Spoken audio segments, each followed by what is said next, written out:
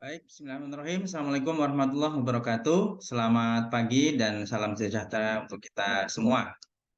Alhamdulillah pada hari ini senang sekali saya bisa kembali menyampaikan materi terkait dengan mata kuliah pengantar sosiologi politik ya, yang tampaknya cukup lama kita vakum karena kebetulan di IPN Lampung Timur di Fakultas Ekonomi dan mobil khususnya lagi di Prodi Manajemen sedang ada kegiatan yaitu persiapan akreditasi, sehingga fokusnya adalah menyelesaikan apa yang menjadi kewajiban kita terkait dengan dokumen-dokumen yang nantinya akan kita sampaikan kepada asesor yang hadir. Alhamdulillah kita baru saja menyelesaikan prosesnya pada 3 hari dari tanggal 22 sampai dengan tanggal 24 November kemarin. Ya, mudah-mudahan nanti hasilnya sesuai dengan yang kita harapkan. Nah, pada kesempatan kali ini, sebelum saya menyampaikan materi terkait dengan sosiologi politik ya, ada satu lagi kabar gembira terkait dengan selain persoalan materi yang saya sampaikan, bahwa untuk sosiologi politik ini sudah ada buku ya. Ini ada buku yang saya tulis yaitu berjudul Pengantar Sosiologi Politik. Ya, nah, ini nanti ke depannya saya berharap bahwa buku Pengantar Sosiologi Politik ini akan menjadi buku pegangan wajib ya buat seluruh mahasiswa yang akan mengambil mata kuliah Sosiologi Politik. Itu saya kira informasi yang bisa saya sampaikan di awal pertemuan ini. Kemudian yang berikutnya adalah kita sudah sampai pada bahasan politik ya. Jadi kita lebih banyak memang membahas terkait dengan persoalan politik yang memang meskipun kita tidak secara langsung mempelajari apa itu tentang politik, tetapi kita sebagai mahasiswa, sebagai kaum akademisi, kita wajib mengetahui hal-hal yang terkait dengan sosiologi maupun politik itu sendiri. Baik, saya akan share screen terlebih dahulu tentang materi kita pada kesempatan hari ini. Sudah tampil ya? Oke,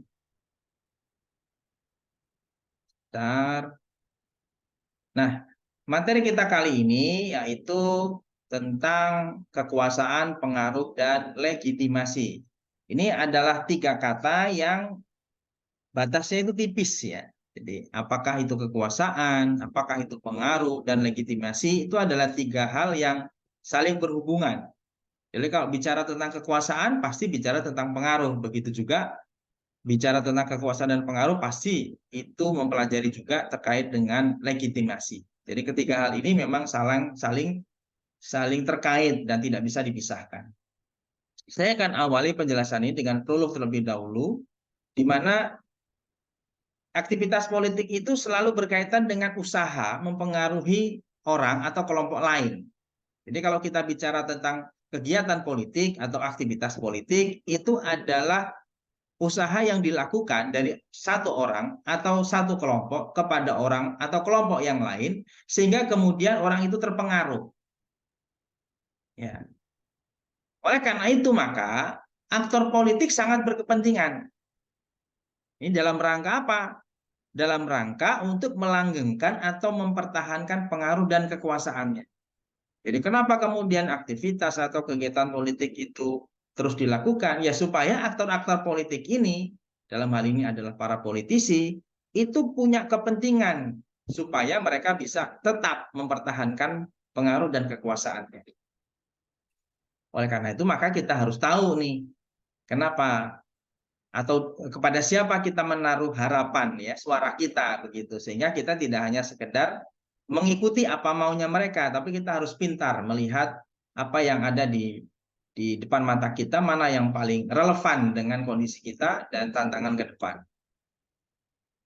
Nah, dalam konteks tersebut maka tentu pertanyaannya adalah bagi para aktor politik adalah apa yang bisa dilakukan dalam rangka melanggengkan dan mempertahankan kekuasaan tersebut. Kemudian ada juga pertanyaan bagaimana mempertahankan kemampuan untuk mengendalikan dan memobilisasi rakyat agar tetap mau menjalankan perintahnya. Jadi bagi aktor-aktor politik tadi ini sangat penting. Bagaimana caranya ya mempertahankan kemampuan supaya nantinya para aktor politik ini tetap punya kendali, tetap bisa memobilisasi rakyat agar apa yang menjadi perintahnya bisa mau dijalankan. Kemudian juga terkait dengan persoalan kewenangan. Ya, pertanyaan besarnya adalah apa saja kewenangan atau wewenang yang dapat dilakukan sehubungan dengan kekuasaan yang dimiliki. Kita tahu ya bahwa sebetulnya yang dicari dari sebuah pertarungan politik itu adalah persoalan kekuasaan dan kewenangan. Jadi semakin seseorang atau satu kelompok orang itu mendapatkan kekuasaan, maka disitulah dia mendapatkan kewenangan. Kewenangan dalam hal apa? Kewenangan dalam hal menjalankan, kalau bicara tentang negara berarti kewenangan dalam menjalankan negara, kewenangan dalam menjalankan pemerintahan. Yang sebetulnya kalau kita bicara lebih jauh lagi, tentu di situ ada kompensasi-kompensasi yang akan diterima. Jadi bukan hanya sekedar seorang pedagang ya yang berharap bahwa dia mendapatkan keuntungan secara finansial. Sebetulnya aktor-aktor politik itu juga ujungnya adalah bagaimana mereka bisa eksis dan bisa mendapatkan keuntungan dari aktivitas politik yang mereka lakukan. Kita sekarang bicara tentang definisi. Apa sih yang disebut dengan kekuasaan itu? Ada beberapa ahli ya yang saya kutip yang menjelaskan tentang apa sesungguhnya makna dari kekuasaan. Robert D. Putnam mengatakan bahwa kekuasaan dapat diartikan sebagai sebuah kemampuan untuk mempengaruhi proses pembuatan keputusan kolektif. Jadi menurut Putnam, bahwa yang namanya kekuasaan itu adalah adalah kemampuan yang dapat mempengaruhi proses dalam hal pembuatan keputusan secara kolektif. Jadi harapannya adalah ketika diputuskan, jadi keputusan itu kemudian bisa diterima secara bersama-sama. Ya, itu menurut Putnam, ya, Robert D. Putnam. Nah, kemudian menurut ahli yang lain, yang dimaksud dengan kekuasaan menurut Miriam Budiarjo adalah kemampuan seseorang atau sekelompok manusia untuk mempengaruhi tingkah laku seseorang atau kelompok lain sedemikian rupa sehingga tingkah laku itu menjadi sesuai dengan keinginan dan tujuan dari orang yang mempunyai kekuasaan. Maka dalam konteks penjelasan yang disampaikan oleh Miriam Budiarjo ini kita bisa melihat kenapa orang kemudian berebut ya mendapatkan kekuasaan, karena di situ kita bisa melihat betapa punya kewenangan yang luar biasa, ya kekuasaan yang luar biasa dalam konteks apa? Mempengaruhi orang lain supaya orang lain itu bisa mengikuti, ya mengikuti dan menyepakati terhadap apa yang diharapkan dari si pemilik kekuasaan.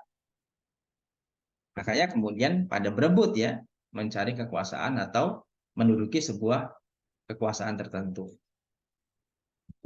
Nah, kemudian kalau pengaruh apa? Apa bedanya dengan pengaruh?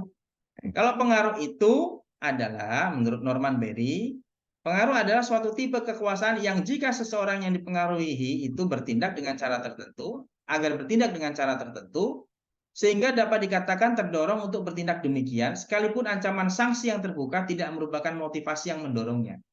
Jadi agak sedikit berbeda. Kalau pengaruh tidak, mungkin saja kemudian tidak sesuai dengan ekspektasi dari yang mencoba untuk mempengaruhi. Ya.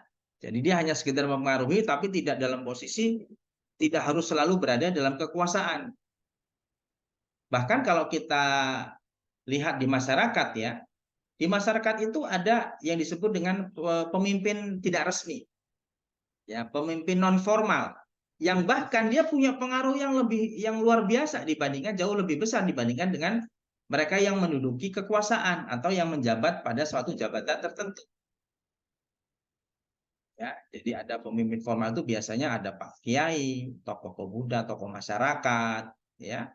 Ini yang justru mempengaruhi, yang bisa mempengaruhi terhadap orang yang lebih banyak, pihak yang lebih luas dibandingkan seorang pemimpin. Jadi kalau pengaruh itu tidak terikat kepada kekuasaan. Siapapun bisa, yang penting orang memandang dia adalah sebagai orang yang berpengaruh. Gitu. Nah, Uwe Becker menyebutkan bahwa pengaruh itu adalah kemampuan yang terus berkembang, yang berbeda dengan kekuasaan, yang tidak begitu terkait dengan usaha memperjuangkan dan memaksakan kepentingan. Nah, beda ya, ini penjelasannya lebih clear lagi, bahwa menurut Becker, beda gitu dengan kekuasaan. Kalau kekuasaan betul-betul ingin berkuasa, ingin menduduki jabatan tertentu. Tapi kalau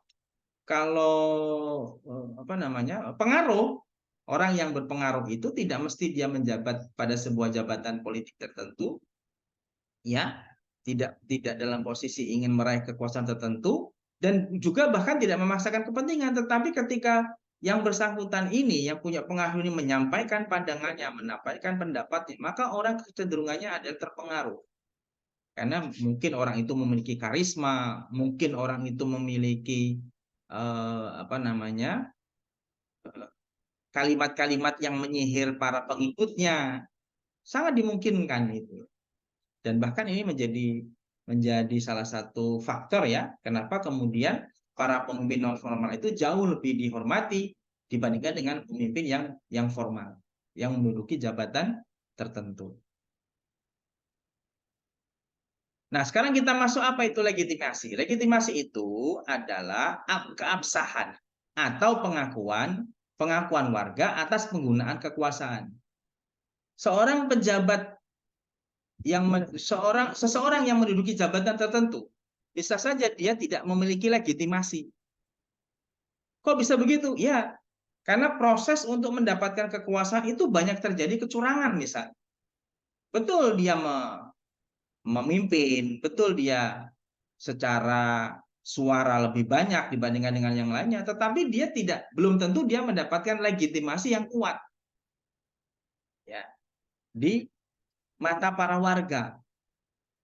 Jadi bicaranya dengan sah atau keabsahan, ya, bicaranya tentang keabsahan. Jadi ada yang menganggap itu tidak sah atau tidak absah gitu. Sehingga kemudian dalam prakteknya kadang-kadang kemudian muncul penolakan atau kontra terhadap apa yang diperintahkan oleh pemimpin tersebut, si penguasa tersebut. Nah, pemerintah atau lembaga politik dianggap absah apabila mayoritas warga masyarakat menganggap keberadaannya memang patut dan baik. Ini persoalannya moralitas. Kalau moral kompasnya itu, ya, panduan moralnya itu kemudian banyak warga mengatakan patut dan baik, maka pasti warga bersedia untuk memelihara dan bahkan mempertahankannya. Tapi kalau sebaliknya, bahwa warga tidak menganggap pemimpin yang terpilih itu patut dan baik, ya, maka keabsahannya dipertanyakan, legitimasinya dipertanyakan. Nah, jadi persoalan legitimasi ini menjadi penting, sehingga kemudian banyak pihak itu mencoba untuk mencari legitimasi dengan cara dia melakukan hal-hal yang di mata pendukungnya itu adalah hal yang baik dan patut begitu. Jadi kalau kita buat secara kesimpulan, absah atau tidaknya suatu lembaga politik adalah tergantung pada apakah lembaga itu bersesuaian dengan nilai-nilai yang dianut oleh mayoritas warga masyarakat atau tidak. Jadi kembali lagi, absah atau tidaknya penguasa yang menjabat satu jabatan tertentu itu sesuai apa tidak dengan nilai-nilai yang ada dalam masyarakat. Kalau sesuai, oke, legitimasinya tinggi. Tapi kalau tidak, mungkin awalnya tinggi, tapi lama-lama kemudian menurun, bahkan mungkin tidak ada. Bahkan menjadi kontra. Revolusi di Perancis misalnya, ya, itu awalnya kan ya disetujui begitu, ya. Awalnya sang pemimpin ini disetujui oleh semua pihak gitu, warga masyarakatnya. Tapi makin lama makin hari itu legitimasinya makin turun. Sehingga yang terjadi adalah revolusi di Perancis, besar-besaran, rajanya kemudian bahkan dihakimi oleh masyarakatnya sendiri. Ini luar biasa. Makanya jangan main-main ya terkait dengan persoalan legitimasi ini. Nah, sekarang ada pertanyaan besar. Mengapa kemudian distribusi pengaruh itu pada beberapa wilayah, beberapa tempat itu tidak merata? Kenapa kok tidak merata? Ada yang misalnya yang satu lebih besar dibandingkan dengan yang lain pengaruhnya dan lain sebagainya. Ada beberapa alasan. Alasan yang pertama adalah karena adanya perbedaan dalam distribusi sumber-sumber daya politik. Kita tahu ya, misalkan di antara calon-calon yang akan berebut mencari kekuasaan, meraih kekuasaan itu punya harta kekayaan yang lebih dibandingkan dengan yang lainnya, maka pasti pengaruh itu juga tidak akan sama. yang biasanya punya logistik yang banyak, ya, yang besar itu biasanya jauh punya pengaruh dibandingkan dengan yang logistiknya sedikit.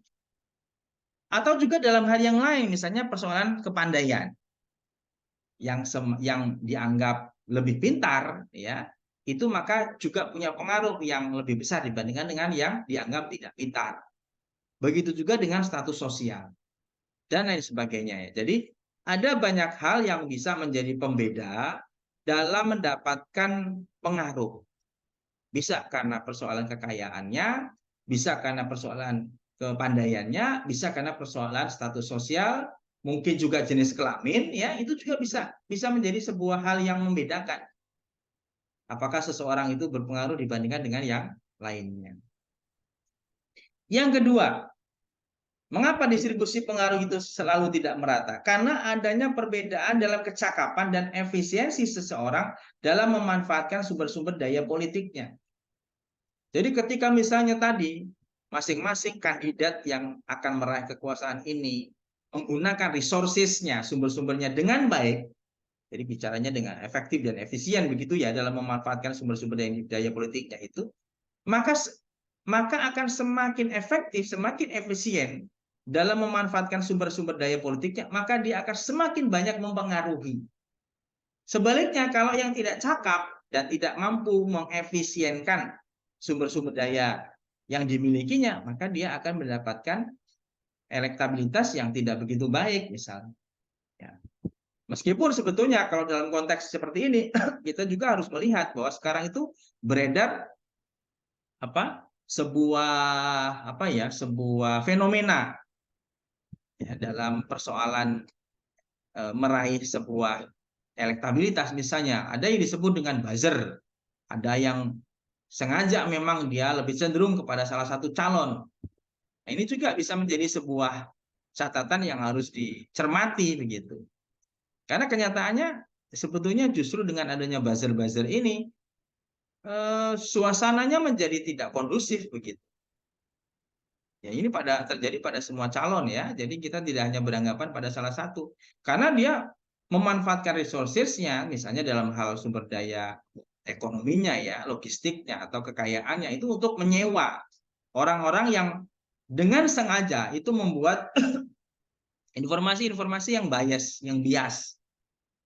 yang itu digunakan untuk menjatuhkan lawan-lawannya. Nah, ini kemudian perlunya ada kontra terhadap apa yang dilakukan oleh lawan politiknya. Nah, ini ya. Atau juga karena perbedaan bakat, kesempatan, motivasi dalam menggunakan kecakapan politiknya itu juga bisa menjadi bagian yang penting. Maka sebetulnya dalam konteks ini kita bisa melihat, ya, orang yang menggunakan media-media pertemuan dengan warga dengan baik itu biasanya akan bisa menyampaikan apa sih yang sebetulnya menjadi gagasannya. Ya, ini sayangnya yang dalam konteks Indonesia hari ini yang seperti ini tidak kemudian dilakukan oleh semuanya. Yaitu tadi karena perbedaan yang tidak merata, ya, di antara para kandidat sehingga yang terjadi adalah menurut mereka itu yang paling penting adalah yang unik gitu, ya. Jadi bukan persoalan adu gagasan atau adu pikiran atau adu ide, tapi bagaimana membuat kemudian calon yang calon pemilih itu, ya, tertarik gitu. Maka ada istilah gemoy gitu, ya, yang pintar joget-joget begitu. Itu yang terjadi karena ketiadaan kemampuan dalam hal menyampaikan gagasan atau memang gagasannya juga tidak terlalu baik, ya, sehingga kemudian yang terjadi adalah hal-hal yang justru seakan-akan hal-hal yang remeh itu yang lebih diunggulkan. Tapi bahwa itu kemudian dilakukan ya sah-sah saja karena dalam politik adalah bagaimana menggait para pemilihnya. Tapi kita kemudian menjadi tahu di mana sebetulnya makom, ya, tempat dari para calon pemilihnya itu. Dan yang ketiga, mengapa distribusi pengaruh selalu tidak merata? Karena ada perbedaan dalam banyaknya sumber daya politik yang dipakai seseorang untuk mencapai tujuan-tujuan politiknya. Ya, jadi tujuan-tujuannya sebetulnya, ya, bukan hanya politiknya. Misalnya ada yang memang sejak awal punya minat dalam hal perpolitikan, maka dia menggunakan kekayaannya itu untuk menjadi pimpinan, untuk menjadi kepala daerah tertentu misalnya. Jadi dia tidak menggunakan kekayaannya untuk yang lainnya. Ada juga misalnya, ada si B begitu ya, dia menggunakan kekayaannya bukan untuk menjadi kepala daerah atau menjadi calon legislatif atau menjadi bahkan presiden gitu ya, gubernur, bupati gitu ya, bukan. Tapi dia menggunakan asetnya itu dalam rangka dia apa? Berbisnis, sehingga dia kemudian meraih kesuksesan dalam bisnis. Atau ada juga yang menggunakan resources yang dimiliki untuk kemudian dia melanjutkan studinya.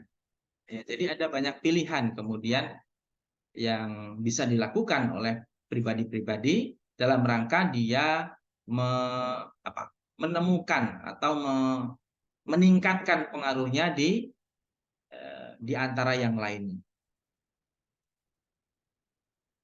Nah, bagaimana cara mengetahui secara empirik? Ya, secara empirik itu secara nyata gitu ya.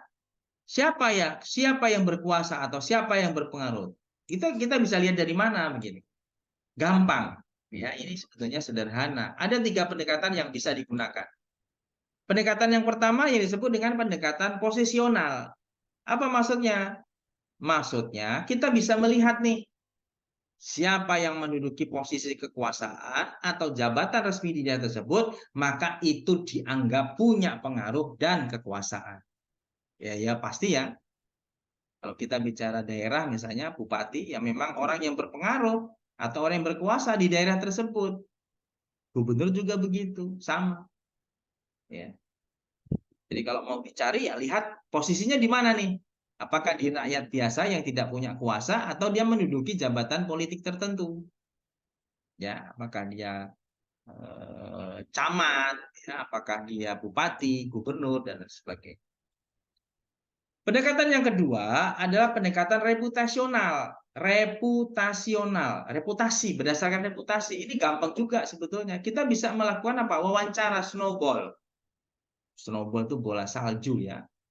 Jadi kita bertanya dengan sekian banyak orang terkait dengan siapa sebetulnya di antara orang-orang tertentu yang ditanya itu yang paling berpengaruh.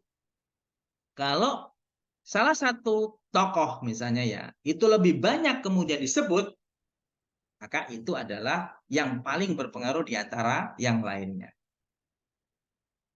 Sebetulnya seperti misalnya elektabilitas itu juga sama seperti itu. Ya.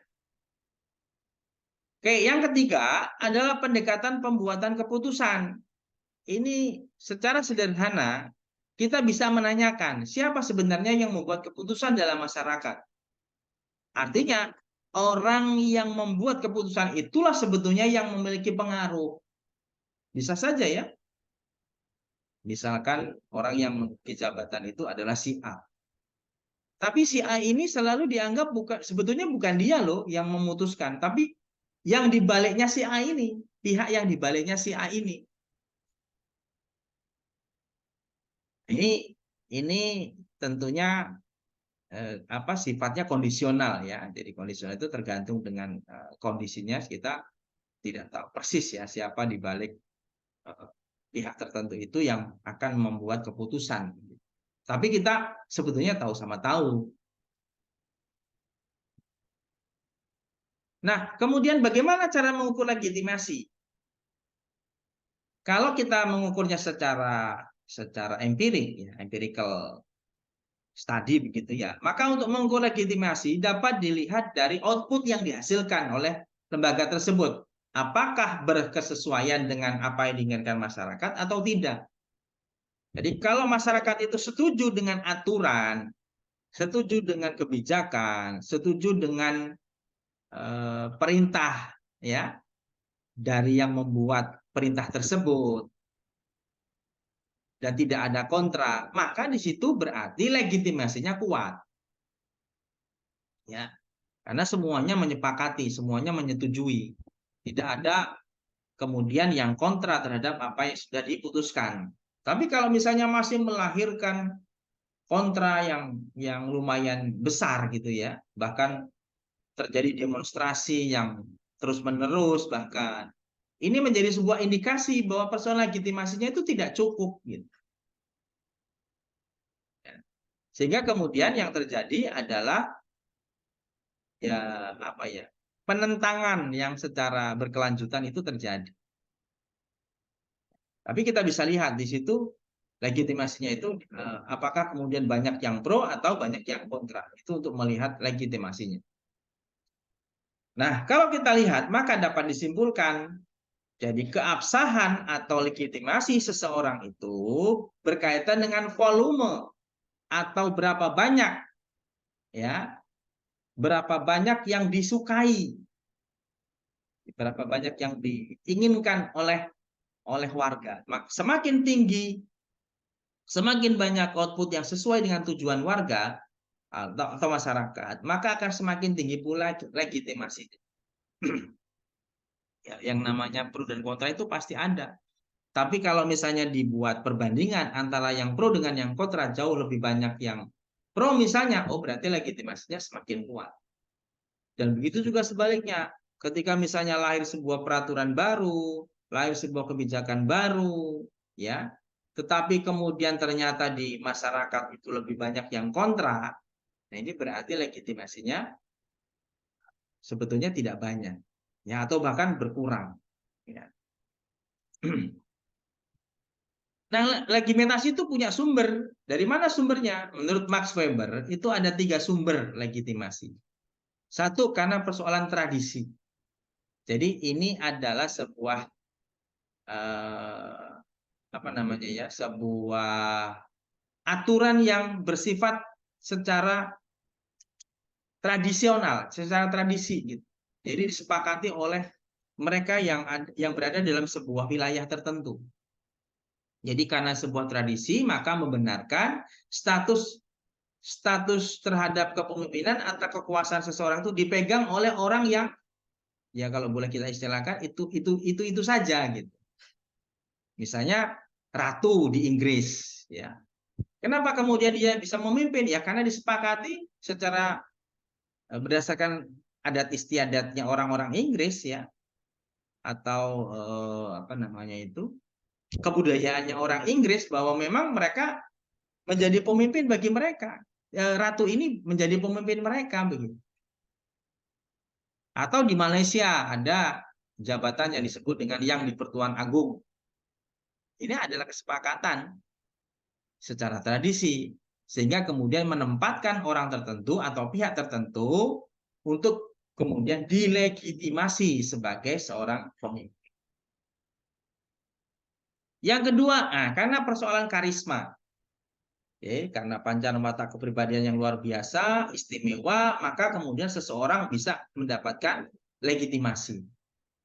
Misalnya karena persoalan kepahlawanan, keberanian, kejantanan, kesederhanaan, kebijaksanaan, kejujuran, dan lain sebagainya. Jadi banyak orang kemudian dinilai memiliki legitimasi karena dia memiliki faktor-faktor tadi. Jadi tidak selalu bicara tentang persoalan kepahlawanan. Bahkan kesederhanaan juga bisa. Ya, kita bisa melihat bahkan Dalai Lama misalnya ya, Mahatma Gandhi, Soekarno, bahkan Hitler. Hitler itu dianggap punya legitimasi terutama sebelum Jerman kalah ya. Coba siapa yang kemudian menentang Hitler pada waktu terjadi Perang Dunia Kedua, bahkan ke-1 ya. Tidak ada. Tapi kemudian yang terjadi adalah ya kita sama-sama tahu ya, kemudian Jerman kalah, ya sudah. Maka yang tadinya mendukung semakin lama semakin legitimasinya semakin berkurang. Yang ketiga karena persoalan legalitas formal. Ini biasanya terkait dengan adanya prosedur yang rasional dan legal menurut peraturan yang telah ditetapkan. Misalnya menjadi seorang pemimpin itu melalui sebuah pemilihan umum.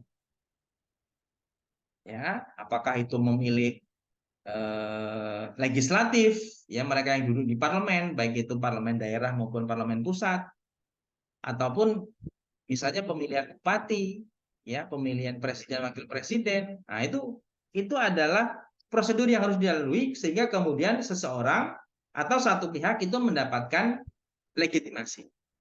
Karena memang secara legalitas formal itu dilakukan. Ya, misalnya Pak Joko Widodo, ya dia menjadi orang yang punya legitimasi sebagai seorang presiden karena memang banyak warga di Indonesia yang kemudian memilihnya menjadi presiden dari sebuah proses pemilu. Barack Obama juga begitu dan lain sebagainya ya. Oke ya, jadi itu penjelasan saya terkait dengan kekuasaan, pengaruh, dan legitimasi. Jadi pada intinya bahwa antara kekuasaan, kemudian pengaruh, kemudian legitimasi itu adalah tiga hal yang saling terkait. Ya, yang saling terkait, yang tidak bisa dipisahkan. Dan manakala kita membicarakan tentang kekuasaan, pengaruh, dan legitimasi, maka biasanya kecenderungannya adalah kita bicara tentang aktor-aktor politik yang ada ya di tengah-tengah masyarakat. Demikian yang bisa saya sampaikan dalam kesempatan ini. Terima kasih atas segala perhatiannya. Saya akhiri. Assalamualaikum warahmatullahi wabarakatuh.